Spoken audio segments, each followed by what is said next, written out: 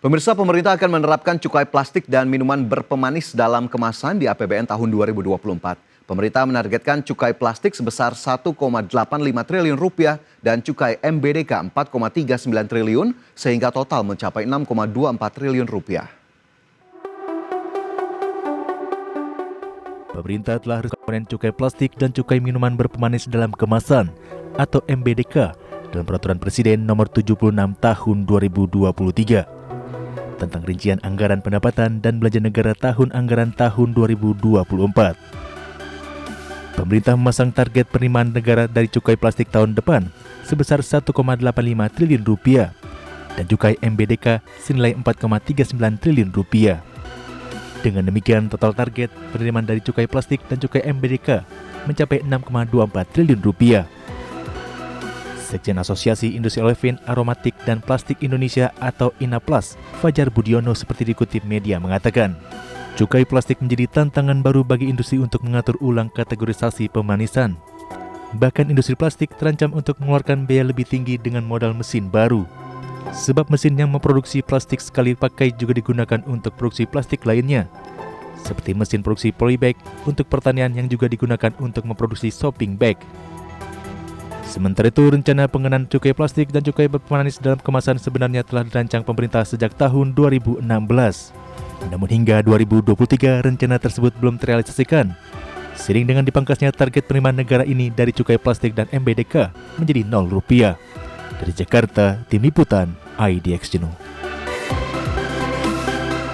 Pemirsa, Kementerian Keuangan akan terus mengoptimalkan penerimaan kepabeanan dan cukai di tahun 2024 sebagai salah satu komponen penerimaan penting bagi negara.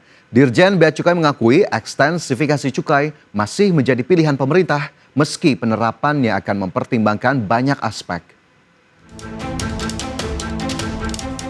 Kementerian Keuangan terus mendorong penerimaan cukai pada tahun depan melalui upaya ekstensifikasi cukai. Salah satunya dengan kembali menetapkan target penerimaan cukai plastik dan minuman berpemanis dalam kemasan atau MBDK pada tahun 2024.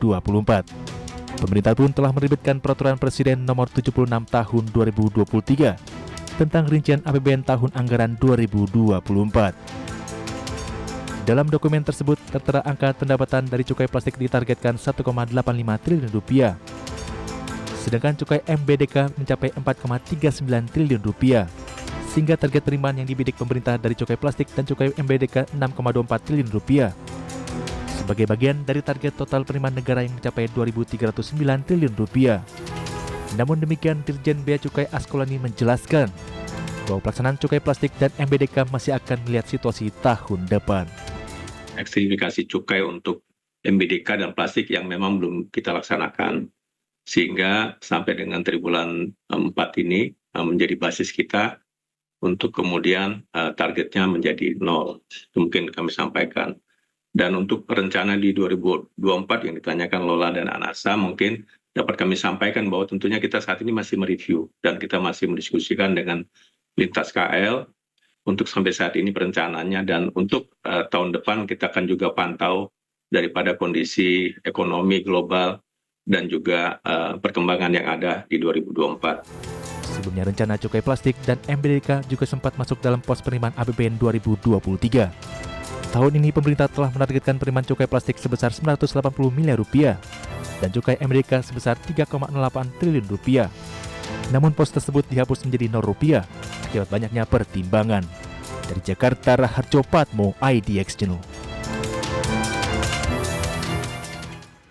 Dan untuk membahas tema kita selanjutnya, cukai plastik resmi berlaku mulai 2024, sudah tersambung dengan Fajar Budiono, Sekjen Asosiasi Industri Olefin, Aromatik, dan Plastik Indonesia atau INAPLAS. Pak Fajar, terima kasih banyak sudah bergabung bersama kami di hari ini. Dan sebelum kita secara spesifik membicarakan soal berlakunya cukai plastik, bagaimana kemudian update terbaru dari industri olefin, aromatik, dan plastik di tanah air? Untuk update terkini untuk di sisi bahan baku memang cenderung lagi mengalami penurunan harga karena menjelang musim dingin, musim hujan ini sudah mulai demand agak sepi, kemudian tapi dari sisi bahan baku sudah mulai naik. Jadi ini semakin tipis ini margin yang kita dapatkan. Kenapa makin naik? Karena Eropa udah mulai masuk musim dingin sehingga harga crude oil cenderung naik. sementara harga produk jadi kita masih belum bisa mengikuti, sehingga di bulan-bulan November Desember ini biasanya kecenderungan harga turun dan margin makin menipis, sehingga kita berharap mudah-mudahan utilisasi di hulu masih bisa bertahan di 75%-an, di hilir juga masih bisa bertahan di level 60-an, tapi di hilir agak berat ini, Mas Fajar. Oke, tapi apakah kemudian hanya itu saja tantangan yang memang masih menyelimuti industri olefin, aromatik, dan plastik, Pak Fajar, atau justru masih banyak tantangan lainnya yang dihadapi? Tantangan banyak sekali karena terutama Cina ini sekarang setelah COVID mereka ternyata buka pasarnya besar sekali, sementara demand dalam negeri kita tahu Cina juga sudah ada sedikit perlambatan, sehingga barang-barang jadi plastik masuk ke Indonesia cukup lumayan banyak. Kita perkirakan di tahun 2023 bisa di atas 1 juta ton ya, value-nya sekitar di atas 2,5 billion US dollar, yang pertama. Kemudian yang kedua, dengan adanya El Nino yang kemarin, kekeringan melanda di beberapa bagian, ini berdampak juga ke terusan Panama, di mana air di sana juga surut, sehingga kapal-kapal besar yang pengangkut bahan baku tidak bisa lewat Panama, sehingga mereka harus muter, dan ini mengakibatkan harga komoditas juga naik semuanya. Nah, ini juga tantangan tersendiri lagi. Di samping itu juga isu lingkungan juga makin ke sini, makin mengerucut terhadap carbon capture. Nah, kita juga harus berhati-hati dan berpacu untuk mengantisipasi itu. Nah, salah satunya adalah plastik, di mana plastik adalah produk yang carbon capture-nya cukup bagus untuk kita dorong dibandingkan dengan kemasan-kemasan yang lain, Mas Fajar. Oke, masih banyak tantangan, masih banyak hal yang dihadapi, tapi ada satu lagi yang kemudian datang dari dalam negeri, di mana pemerintah memutuskan akan menaikkan ataupun mengenakan cukai plastik dalam APBN tahun 2024. Nah, bagaimana Anda dan juga Inaplas begitu ya melihat hal ini? Kami tidak setuju cukai plastik ini diterapkan, karena apa? Kalau ini hanya diterapkan, kita tahu nilainya yang diterapkan tahun ini jauh lebih besar dari tahun-tahun sebelumnya, hampir 2 kali. 1,85 triliun itu kalau kita hitung rata-rata, itu hampir kira-kira 1 juta ton produk barang jadi plastik yang akan kena cukai. Di mana yang kalau kita tahu di tahun-tahun sebelumnya hanya 900-an miliar itu yang kena cukai adalah plastik sekali pakai. Nah, sekarang naik jadi 1,85, artinya kan 2 kali. Dan ini pasti yang akan kena tidak hanya plastik sekali pakai, akan ada plastik karung, ada lagi bungkus plastik-plastik yang lain. Nah, di mana ini yang konsumsi paling besar adalah di UMKM. Nah, sebagaimana kita ketahui perputaran uang di UMKM ini kan lebih besar dari APBN. Nah, perputaran uang di kita itu kan kira-kira sekitar 1.600 triliun. 5.000-nya di APBN, kemudian 5.000 atau 4.000 lagi di UMKM, selebihnya kan di corporate besar. Nah, ini kalau UMKM lemah, daya belinya turun, ini akan lebih dampaknya akan lebih besar lagi, inflasi, terutama daya beli akan kurang, inflasi akan naik. Jadi kami sangat tidak setuju dengan dengan adanya cukai plastik, itu yang pertama. Kemudian yang kedua juga Permendag 25 juga akan direvisi, di mana utilitas industri dalam negeri, terutama di plastik jadi itu sudah mendekati angka 50% dengan banjirnya impor terutama dari Cina dan Vietnam. Ini Permendag akan direvisi dengan untuk melindungi industri plastik dalam negeri dengan menerapkan beberapa aturan main, sehingga industri dalam negeri bisa terlindungi. Ini kontraproduksi dengan upaya kementerian lain untuk mempertahankan utilitas industri dalam negeri. Pasti nanti barang jadi importnya akan lebih banyak. Demikian, Mas Fajar. Oke, berarti jika kita memang berbicara gambaran dampaknya, kinerja produksi industri dan juga penjualan akan terkena juga di sana, Pak Fajar? Pasti yang akan kena adalah nanti masyarakat menengah ke bawah, karena yang akan membayar adalah dari sisi pembeli, di mana pembelinya adalah menengah ke bawah, karena market yang disasar atau cukai yang akan diterapkan akan banyak menuju ke UMKM, di mana pasar-pasar becek UMKM ini adalah menengah ke bawah konsumsinya, yang Pak Fajar. Oke, tapi dengan adanya keputusan ini, Pak Fajar, yang ingin saya tanyakan adalah apakah kemudian pelaku industri ataupun asosiasi dalam hal ini, apakah kemudian dilibatkan dalam pembahasan cukai plastik sebelum kemudian akhirnya pemerintah menetapkan bahwa 2024 akan mulai dikenakan? Untuk ya masuk ke dalam era APBN 2024 kita sama sekali belum pernah diajak berbicara.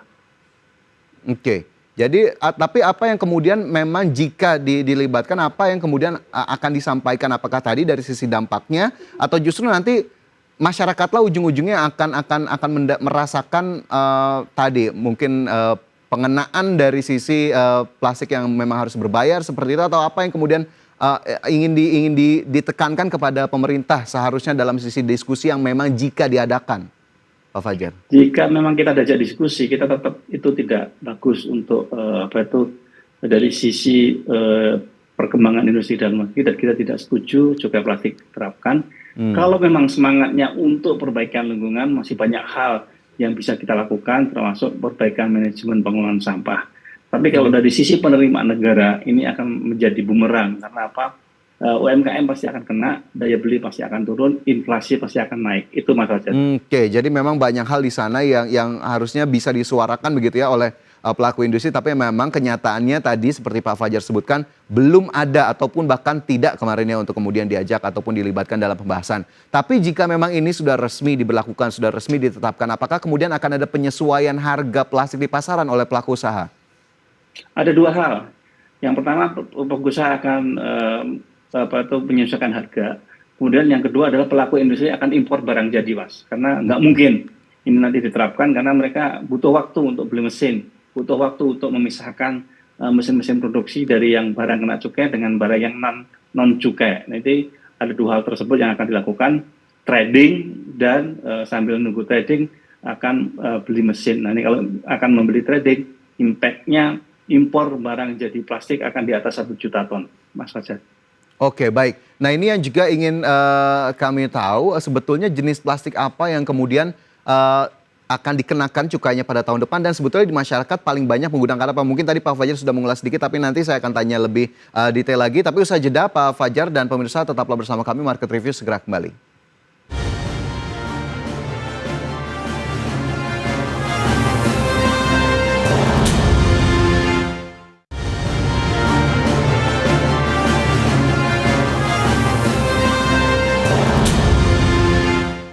Ya pemirsa, masih bersama kami dalam Market Review, dan tentunya di sesi hari ini kita akan membahas terkait dengan cukai plastik yang resmi dikenakan pada tahun 2024. Namun sebelumnya saya akan ajak Anda untuk melihat infografis berikut ini.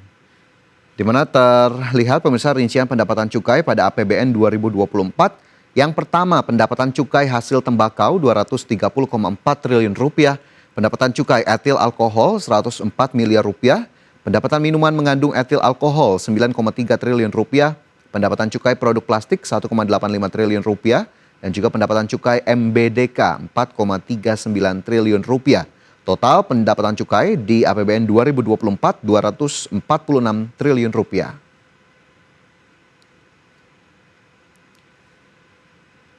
Ya, tentunya kita lanjutkan kembali diskusi bersama dengan Bapak Fajar Budiono, Sekjen Asosiasi Industri Olefin, Aromatik dan Plastik Indonesia ataupun INAPLAS. Pak Fajar, lantas jenis plastik apa yang akan dikenakan cukai di tahun depan?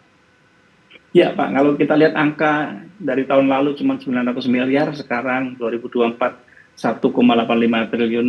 Itu artinya kalau kita kalikan produk plastik jadi, itu kira-kira setara dengan 1 juta ton produk plastik jadi. Nah ini kalau kita mengarah ke sana, kalau tahun lalu cuma hanya kantong plastik sekali pakai atau yang kita kenal di pasaran tas kresek, tahun ini pasti akan jauh lebih banyak lagi barang-barang yang kena cukai. Di samping tas keset, nanti juga akan ada kena packaging untuk pasar tradisional, seperti untuk bungkus sayuran, bungkus makanan, keringan, kerupuk, dan lain-lain. Kemudian juga akan menyasar pasti ke karung plastik juga. Sementara nanti di industri-industri model packaging itu kayaknya sih belum kena. Yang kena adalah tradisional packaging. Nah, packaging ini juga ada 3 macam. Yang pertama adalah primer packaging, seperti yang tadi saya sebutkan tadi, langsung berhubungan kontak dengan makanan. Yang kedua adalah secondary packaging. Secondary packaging untuk membawa produk di produk-produk yang telah dibungkus dengan plastik tadi. Kemudian yang ketiga adalah tertiary packaging. Tertiary packaging adalah produk-produk untuk bungkus hantaran ke paket. Nanti yang primer packaging, terutama di UMKM, pasti kena duluan, double. harganya, jika nanti harga bahan baku akan naik, kemudian harga cabai pasti akan naik, di mana cabai ini adalah faktor penyumbang nilai inflasi paling besar juga di salah satu item inflasi. Karena apa? Karena semua cabai yang ibu-ibu beli itu sudah di package dengan plastik ini juga yang akan kena cukai. Kemudian yang kedua, gula, gandum, minyak goreng segala macam pasti akan kena juga. Jadi tidak hanya plastiknya yang akan naik, tapi harga produk yang dibungkusnya juga akan naik, sehingga ini potensi mengancam inflasi lumayan besar. Kemudian kedua juga yang secondary packaging. Jadi setiap kali kita belanja pasti akan kena cukai plastik juga. Tas-tas belanja baik yang sekali pakai maupun yang guna ulang pasti akan kena juga. Kemudian yang ketiga adalah tertiary packaging. Semua barang hantaran itu plastiknya kena cukai semua, sehingga nanti ini juga akan membebani bisnis online juga. Tetapi bisnis online yang dari luar negeri tidak akan kena cukai, sehingga bisnis online dalam negeri pasti akan turun karena kalah di tertiary packagingnya. Ini dampaknya luar biasa karena nilainya dipatok 2 kali lipat dari tahun-tahun sebelumnya. Begitu Mas Fajar. Wow, cukup luas begitu ya bagaimana kemudian jenis plastik yang dikenakan dan juga tadi sejumlah contoh yang kemudian memang bersinggungan langsung dengan masyarakat. Apakah dalam hal ini bisa kita katakan akhirnya masyarakat ikut menanggung dari kenaikan cukai plastik tersebut ya Pak Fajar? Sudah otomatis pasti akan menanggung. Karena kalau kita dengar cukai plastik ini kan kisarannya 30 ribu per kilo ya. Sementara harga barang jadi plastik itu di bawah itu, sehingga ini juga akan 2 kali dia membayar pasti. Yang tadinya ongkos packaging cuma 5-10% akan menjadi 10-20% dari nilai barang itu sendiri.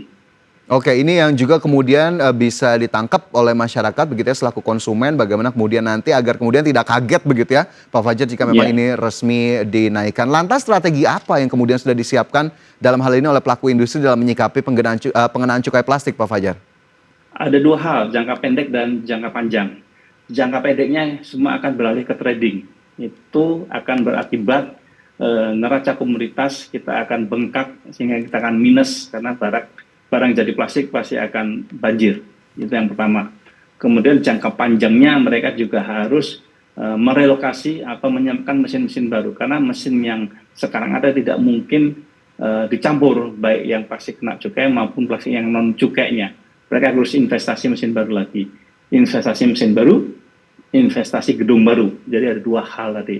Ini juga akan otomatis beban itu juga akan dikenakan di harga jual produk. Tetapi satu lagi, ini nanti bagaimana barang-barang importnya, terutama barang-barang import dari plastik yang sudah ikut dalam satu paket dengan produk kayak semacam makanan minuman yang diimpor, kemudian tekstil.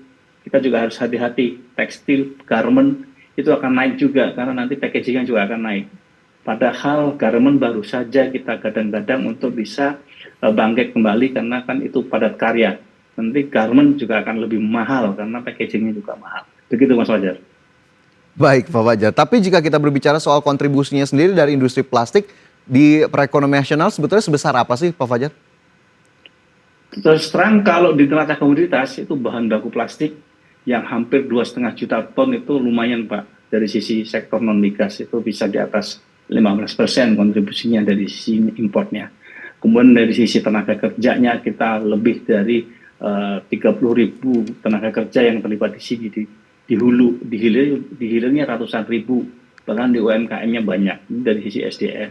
Kemudian dari sisi carbon capture, kemasan plastik adalah carbon capture yang paling rendah dan paling bagus untuk diterapkan. Tinggal bagaimana kita memanage plastiknya, karena plastik ini bukan sampah. Kalau ini dibuang yang jadi bermasalah, begitu Mas.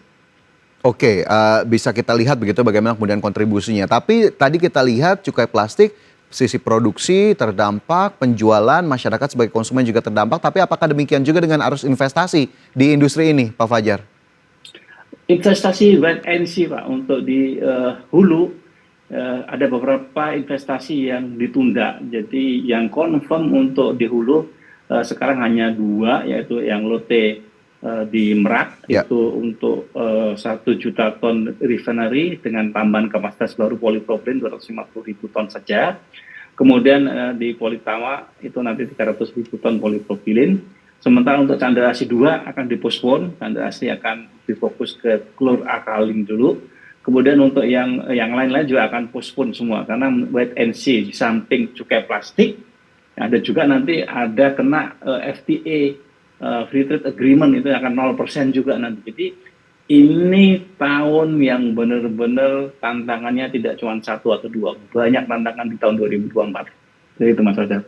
Banyak tantangan di tahun 2024, tidak hanya pengenaan cukai plastik saja. Lantas bagaimana kemudian optimisme dari pelaku industri terutama di tahun 2024, karena kita tahu kita sudah di penghujung 2023. Apa yang kemudian menjadi hal yang bisa digambarkan kepada masyarakat juga terkait dengan optimisme pelaku industri, Pak Fajar? Optimisme tetap ada karena kan secara demand kita masih 28 kg per kapita per orang per tahun. Jadi artinya masih terendah di ASEAN. Kemudian untuk tumbuh kita juga masih akan cukup lumayan. Kemudian penopang plastik ini adalah industri makanan minuman. Di mana industri makanan minuman itu dari Sabang sampai Merauke beragam sekali makanan minuman yang ada. Kemudian 40% barang plastik ini akan ada di pasar tradisional atau pasar becek, di mana itu juga packagingnya banyak sekali menggunakan plastik. Optimisme ini pasti tetap masih terbuka lebar, sehingga untuk di plastik hilir sebenarnya tinggal bagaimana mengembangkan aplikasi-aplikasi baru untuk terutama di industri makanan minuman, dalam hal ini adalah industri kuliner. Karena kuliner kita itu masih banyak sekali, dan sekarang kalau kita barometernya di Bali, Surabaya, di Bandung, tiap bulan pasti ada desain packaging atau desain produk baru, padahal barang yang dikemas itu aja, cuman beda rasa, beda bentuk, dan itu cukup lumayan banyak. Dan kita juga sangat senang sekali industri wisatawan lokal ini juga perputarannya cukup tinggi, di mana wisatawan lokal ini banyak sekali belanja oleh-oleh, terutama makanan dan minuman tradisional. Jadi harapannya tetap masih lumayan bagus, Mas.